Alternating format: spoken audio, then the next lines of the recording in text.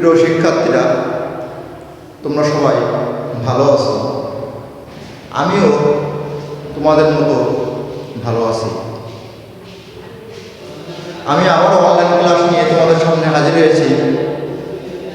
মৃণালকান্তি খাঁ, প্রভাষক, ভূগোল, শিমুরজা MP college, Moutala, Kaliganj, Satkhira. আর নয় করোনার ভয়, শিমুরজা এমপি কলেজ অধ্যক্ষ স্যারের নির্দেশনায় অনলাইনে ক্লাস দিয়ে সারা বাংলাদেশের শিক্ষা দিয়ে করবে জয়। প্রিয় শিক্ষার্থী, তোমরা সবাই জানো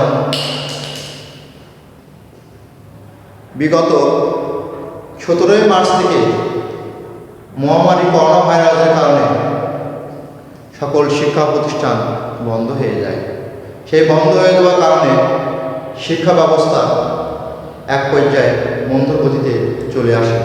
মাননীয় প্রধানমন্ত্রী শেখ হাসিনার নির্দেশনায় শিক্ষা মন্ত্রণালয় কর্তৃক আয়োজিত বিভিন্ন আঞ্চলিক অফিসের নির্দেশনায় সকল শিক্ষা প্রতিষ্ঠানে অনলাইন ক্লাস পরিচালনা করার নির্দেশনা দেন।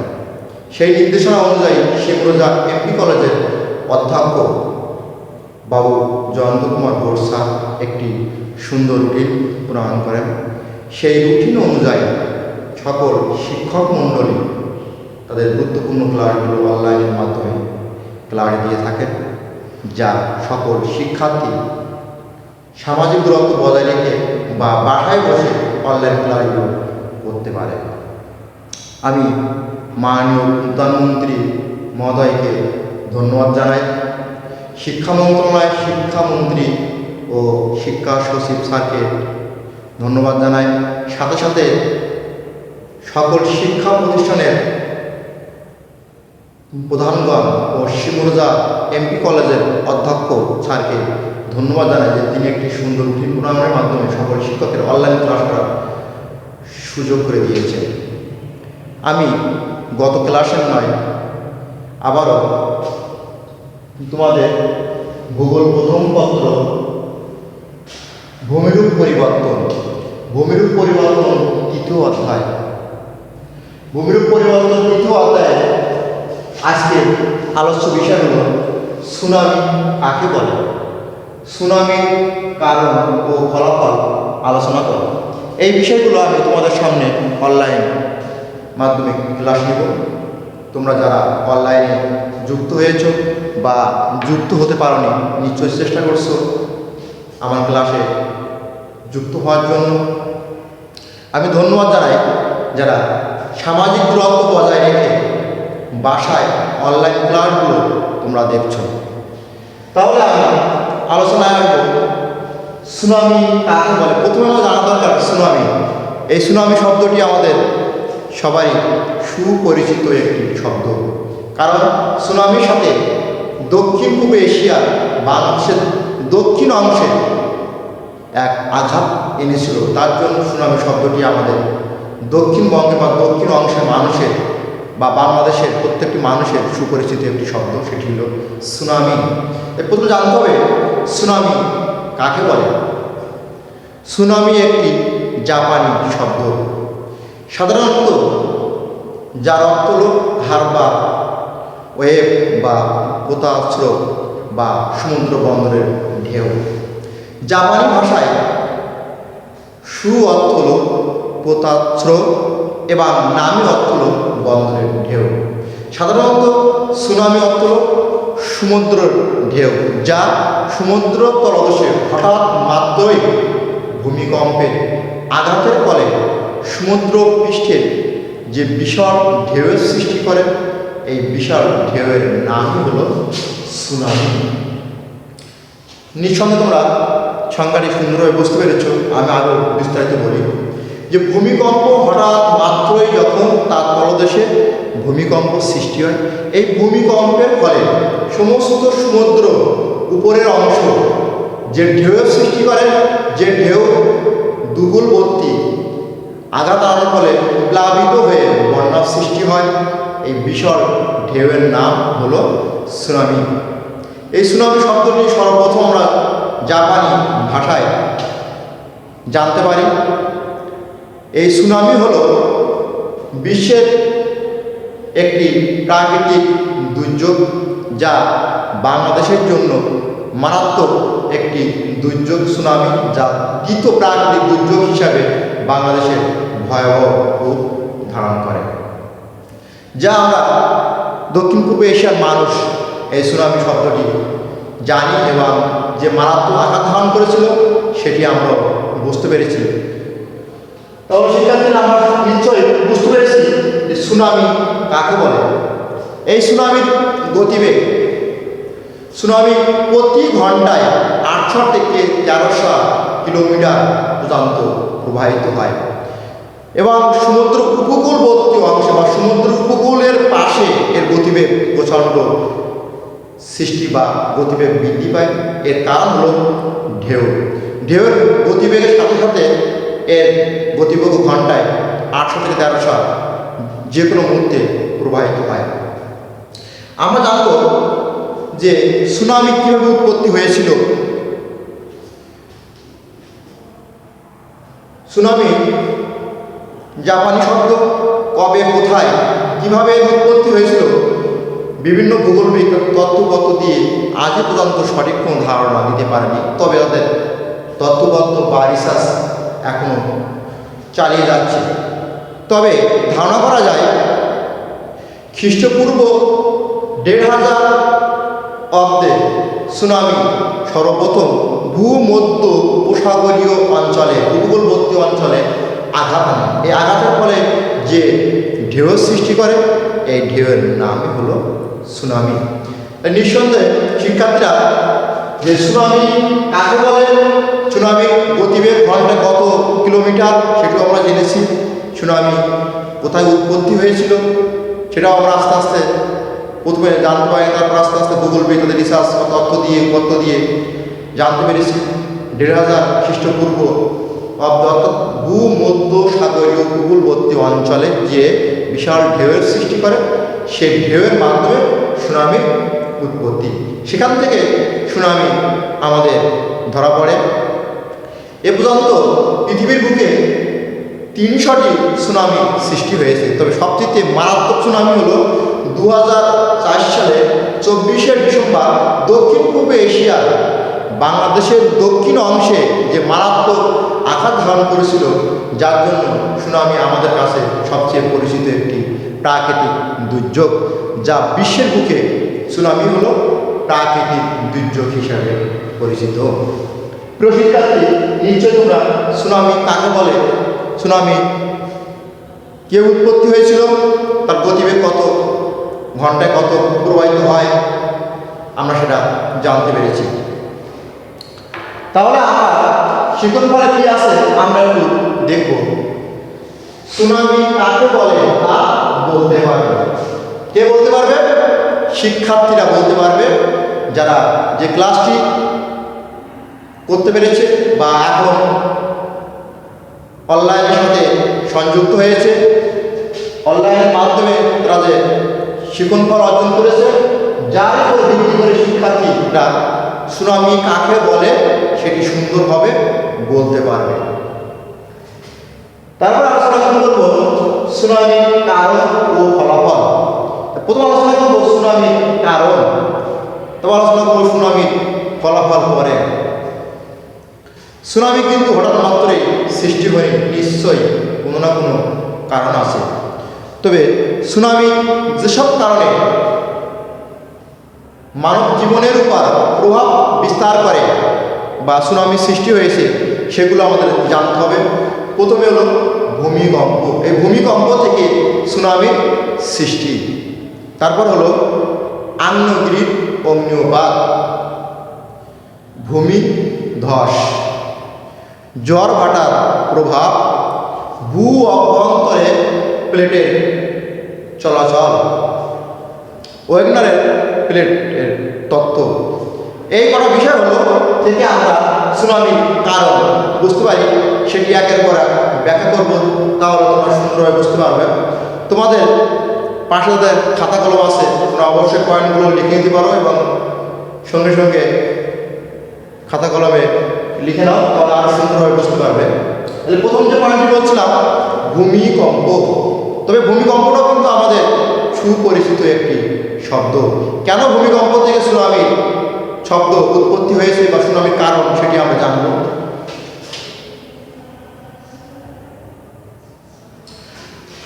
ভূমিকম্প, প্রিয় শিক্ষার্থী, সুনামির সৃষ্টির অন্যতম কারণ হল ভূমিকম্প। সমুদ্র তলদেশে হঠাৎ মাত্রই যে কম্পনের সৃষ্টি হয় বা পৃথিবীর পৃষ্ঠে হঠাৎ মাত্রই যে সঞ্চালন বা যে আঘাত আনে সেটি হলো ভূমিকম্প। তবে ভূমিকম্প সাধারণত সমুদ্র তলদেশ থেকে এর উৎপত্তি, আর এই তলদেশ থেকে যেখানে উৎপত্তি হয় সেই তলদেশে মাটিকে স্পর্শ করে বা আঘাত আনে। তারপরে ভূমির উপরে যে জলরাশি আছে সে জলরাশিকে এক কম্পনের সৃষ্টি করে। এই কম্পনের ফলে জলরাশি বা জলস্রোত কয়েক ফুট উঁচু হয়। এই উঁচু কারণে আমরা নিঃসন্দেহে সেটিকে বুঝতে পারি যে ভূমিকম্প। এই ভূমিকম্পের ফলে সুনামির সৃষ্টি হয়। সমুদ্র উপকূলবর্তী অঞ্চলে এই সুনামির ফলে বা ভূমিকম্পের দ্বারা উপকূলবর্তী অঞ্চলে প্লাবিত হয়। এই প্লাবিত হওয়ার ফলে সুনামির সৃষ্টি। আর এই সুনামির সৃষ্টির ফলে উপকূলবর্তী অঞ্চলে বিভিন্ন মানুষের ক্ষয়ক্ষতির সৃষ্টি হয়। আর সেই ক্ষয়ক্ষতিটা ভূমিকম্পের দ্বারা, ভূমিকম্প থেকে সুনামির সৃষ্টি।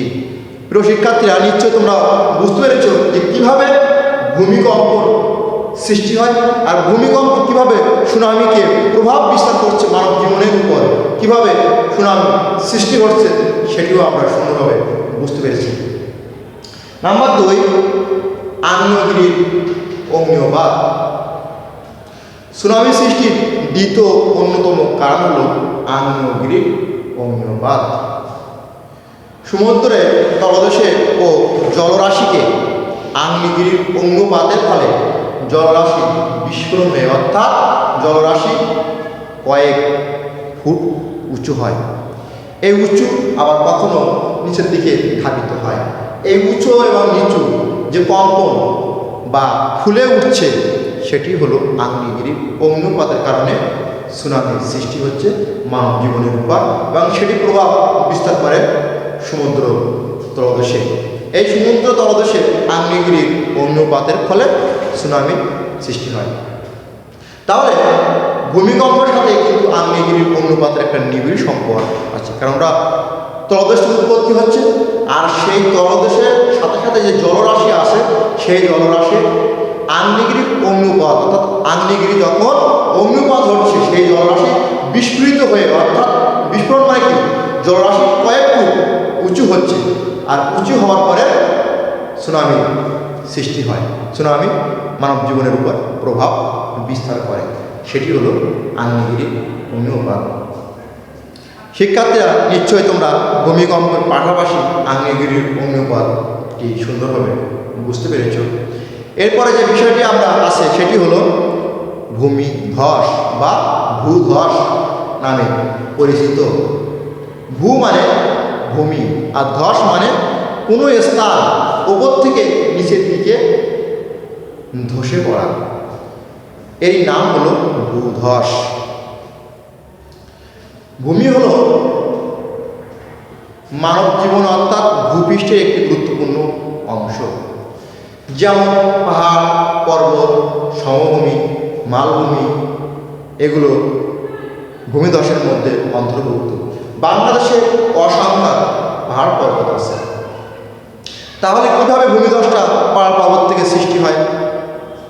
পাহাড় পর্বতের নিচ দিয়ে, অর্থাৎ তার পাশ দিয়ে যে জলরাশি বা জলস্রোত নির্দিষ্ট নিয়মিতভাবে প্রবাহিত হয়।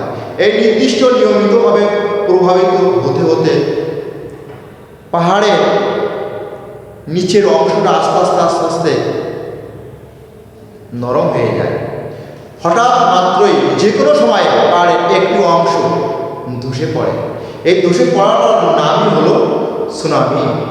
এই সুনামি কিন্তু হঠাৎ মাত্রই সৃষ্টি হয়, তবে এর একটি কারণ আছে। পাহাড়ের পাড় দিয়ে যে জলরাশি নির্দিষ্ট নিয়মিতভাবে প্রবাহিত হচ্ছিল বা হয়ে আসছিল। এই হয়ে আসারই কারণে পাহাড়ের নিচের অংশ আস্তে আস্তে আস্তে আস্তে আস্তে আস্তে রসে তার ভিতরে অংশ নরম হয়ে যায়। এই নরম হয়ে যাওয়ার কারণে যে কোনো সময়ে ভূধসের সৃষ্টি হয়, আর এই ভূমিধসের সৃষ্টির ফলে সুনামির সৃষ্টি হয়। সেগুলো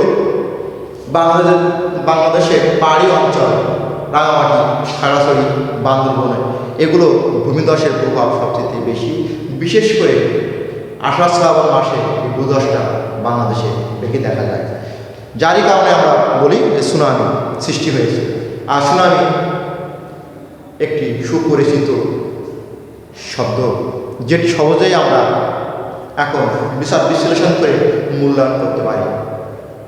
তারপরে যে পয়েন্টটি আছে সেটি হলো জোয়ার ভাটার প্রভাব। আমাদের প্রথমে জানতে হবে জোয়ার কি, ভাটা কি, তার প্রভাব কি, এটা আমাদের জানতে হবে। তাহলে শিক্ষার্থী, তোমাদের জোয়ার ও ভাটা এটি তোমাদের একটা পরিচিত শব্দ। সমুদ্র পৃষ্ঠের জলরাশি হঠাৎ মাত্রই ফুলে ওঠা বা কয়েক ফুট উচ্চ বা উচ্চতর হয়, এই ফুলে ওঠার নামই হলো জোয়ার। আবার কখনো কখনো সমুদ্রের পানি আস্তে আস্তে নিচের দিকে নেমে আসে, এই নিচের দিকে নেমে আসার নামই হলো ভাটা। এক কথায় সমুদ্রের পানি ফুলে ওঠা এবং উপরে এবং নিচে নামার নামই হলো জোয়ার ভাটা। এই জোয়ার ভাটা আমাদের সমুদ্র উপকূলবর্তী অংশকে বিশেষভাবে আকর্ষণ সৃষ্টি করে আসছে এবং সেটি অন্যতম কারণ হলো সুনামি। সমুদ্র উপকূলবর্তী অংশে যখন স্বাভাবিক থেকে অস্বাভাবিক জোয়ার ভাটার প্রভাব সৃষ্টি হয়, এই জোয়ার ভাটার প্রভাব সৃষ্টির ফলে সমুদ্র উপকূলবর্তী অঞ্চলের দুই উপকূলের পানি ভেসে নিচের দিকে প্লাবিত হয়। এই প্লাবিত হওয়ার ফলে সমুদ্র উপকূলবর্তী অংশ বিভিন্ন ধরনের ফসল, উদ্ভিদ, প্রাণী এবং মানব জীবনের উপর নেতিবাচক প্রভাব সৃষ্টি করে। আর এই প্রভাবটা শুধুমাত্র সুনামির কারণে জোয়ার ভাটার মাধ্যম দিয়ে সৃষ্টি হয়। তাই জোয়ার ভাটা হলো সুনামির আরও একটি অন্যতম গুরুত্বপূর্ণ কারণ। নাম্বার 5, ভূ অভ্যন্তরে ওয়েগনারের প্লেটের তত্ত্ব, অর্থাৎ প্লেটের চলাচল। সুনামির অন্যতম আরও একটি গুরুত্বপূর্ণ কারণ হলো ভূ অভ্যন্তরে প্লেট। ভূ অভ্যন্তরে প্লেটগুলো যখন একে অপরকে আকর্ষণ করে এবং পাশাপাশি চলতে থাকে, যখন একটি অপরটিকে আঘাত হানান করে, তখন এই আঘাতের ফলে এই প্লেটের যে অংশটি দুর্বল, সেই দুর্বল অংশের প্রতি চাপ সবচেয়ে বেশি সৃষ্টি হয়। এই চাপ সৃষ্টি হওয়ার ফলে তখন প্লেটের একটি অংশ অপর অংশ থেকে বিচ্ছিন্ন হয়ে যায়, বিচ্ছেদ হয়ে যায়, কখনো নিচের দিকে ধাবিত হয়। সেটি ধাবিত হওয়ার নাম হলো সুনামি। আর এই সুনামির আঘাতের ফলে এক প্লেট আরেকটি প্লেটকে আঘাত করে বা ঘর্ষণের সৃষ্টি করে। এই ঘর্ষণের সৃষ্টির ফলে একটি আরেকটি থেকে বিচ্ছিন্ন হয়ে যায়, কখনো কখনো নিচের দিকে ধাবিত হয়। আর এর অন্যতম কারণ হলো সুনামি। তাহলে প্রিয় শিক্ষার্থী, তোমরা সবাই বুঝতে পেরেছো যে সুনামির কারণ।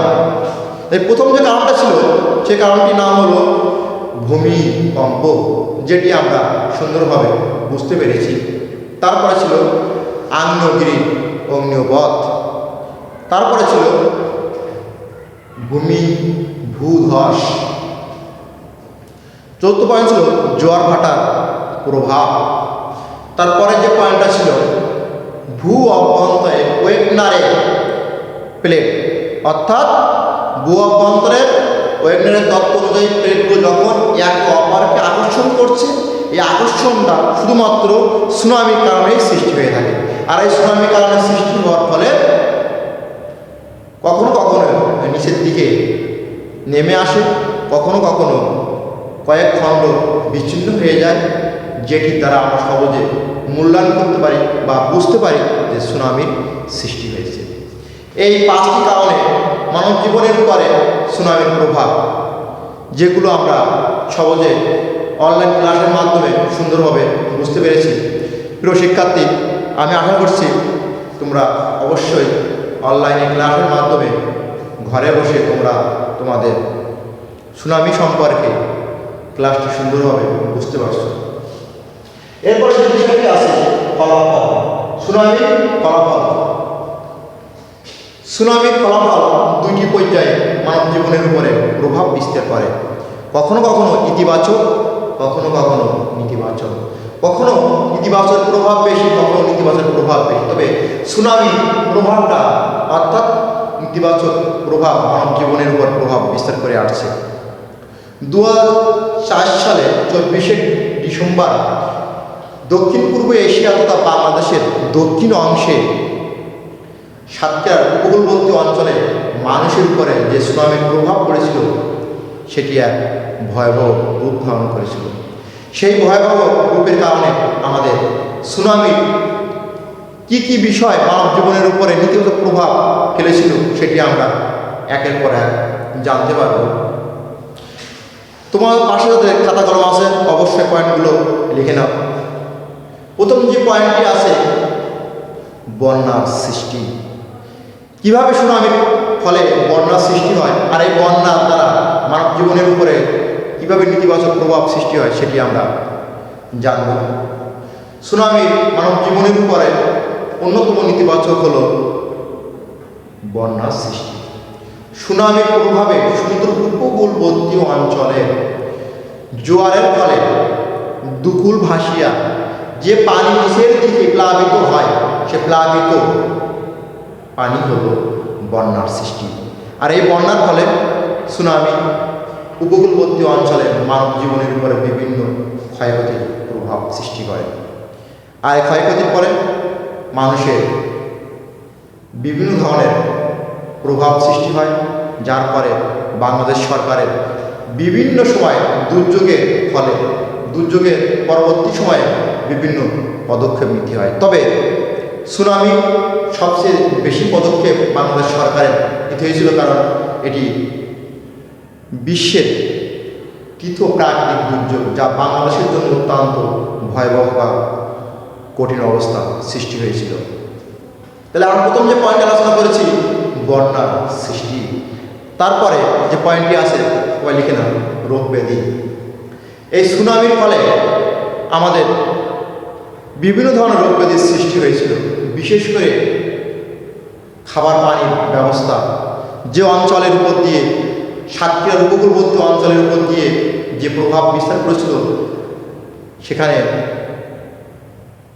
বিশুদ্ধ পানির ব্যবস্থা ছিল না, যার জন্য শহর নগর থেকে এই বিশুদ্ধ পানির ব্যবস্থা করে তাদেরকে কোনো রকম বাঁচিয়ে রাখা হয়েছিল। এই সুনামির ফলে মানব জীবনের কলেরা, ডায়রিয়া, টাইফয়েড সহ বিভিন্ন ধরনের রোগ ব্যাধি হয়েছিল, যা আমরা সেটা সুনামির ফলে আমরা দেখতে পেরেছি, যা পরবর্তী সময়ে বাংলাদেশ সরকারের বিভিন্ন পদক্ষেপের ফলে দক্ষিণ পূর্ব এশিয়ার মানুষ সুস্থ হয়েছে সুনামির হাত থেকে। তাহলে যে বিষয়ে আলোচনা করলাম রোগ ব্যাধি, তারপর পয়েন্টটি আছে প্রাণহানি। সুনামির ফলে অসংখ্য মানুষের প্রাণহানি ঘটেছিল। যেমন সুনামি পূর্ববর্তী কোনো সংকেত বা সাড়া পাওয়া যায় না, যেটি আমি বলছিলাম এর আগেও। হঠাৎ মাত্রই যে দুর্যোগ সৃষ্টি হয় সেই দুর্যোগের ফলে সমুদ্র উপকূলবর্তী অর্থাৎ সমুদ্রের তলদেশ থেকে যে উৎপত্তি সেটি হলো ভূমিকম্প। আর এই ভূমিকম্পের ফলে হঠাৎ মাত্রই পৃথিবীর পৃষ্ঠে যে দুর্যোগের সৃষ্টি করে সেটি হচ্ছে সুনামি। তার জন্য পূর্ববর্তী কোনো সংকেত পাওয়া যায় না। সবচেয়ে বেশি পরিমাণ প্রাণহানি ঘটেছিল এই সুনামি সৃষ্টি হওয়ার ফলে, আর সাতক্ষীরা দক্ষিণ পূর্ব অঞ্চলের মানুষের উপরে। শুধু তাও নয়, এই প্রাণীর ফলে বিভিন্ন পশু পাখি, উদ্ভিদ প্রাণী, অসংখ্য মানুষের খোঁজ পাওয়া যায়নি। এরই একটি সাড়া মিলেছিল আমাদের দক্ষিণ পূর্ব এশিয়া অর্থাৎ বাংলাদেশের উপকূলবর্তী অঞ্চলে, সেটি হলো সুনামি। আর এই সুনামির ফলে আমাদের বিভিন্ন মানুষের প্রাণহানি ঘটেছিল। তাহলে আমরা প্রাণহানির ফলে সুনামি দ্বারা কীভাবে প্রাণহানি ঘটেছিল সেটাও আমরা সুন্দরভাবে জানতে পেরেছি। এরপরে শহর ও নগরের ধ্বংস। সুনামি শুধু মানুষের প্রাণ কেড়ে নেয়নি, বিভিন্ন শহর নগরের অসংখ্য মানুষের ক্ষয়ক্ষতি হয়েছিল, যেটি আমরা ধারণা করছিলাম যে অঞ্চলের উপর দিয়ে সুনামির প্রভাব বিস্তার করেছে সেই অঞ্চলের হয়তো সবচেয়ে বেশি পরিমাণ ক্ষয়ক্ষতি হয়েছে। তবে এটা যেমন সত্য, ঠিক তেমনি গ্রাম অঞ্চলের এই প্রভাব বিস্তার করার কারণে শহর অঞ্চলে শহর নগরের ধ্বংস নেমে আসে। আর এই শহর অঞ্চলের ধ্বংস নেমে আসার অন্যতম কারণ হলো সুনামি। তারপর হচ্ছে আর্থিক ক্ষয়ক্ষতি। সুনামির ফলে যে আর্থিক ক্ষয়ক্ষতি হয়েছিল, যা সঠিক কোনো তথ্য আদৌ দেওয়া সম্ভব হয়নি। যে পরিবারে অসংখ্য মানুষ নিখোঁজ হয়েছিল, মারা গেছিল, তার কোনো তথ্য উপাত্ত এখনও আমরা দিতে পারিনি। তার জন্য সবচেয়ে বেশি পরিমাণ ক্ষয়ক্ষতি হয়েছিল জনমানুষের উপরে, এবং মানব জীবনের উপরে যে প্রভাব বিস্তার করেছিল সুনামি, সেটি ভোলার নয়।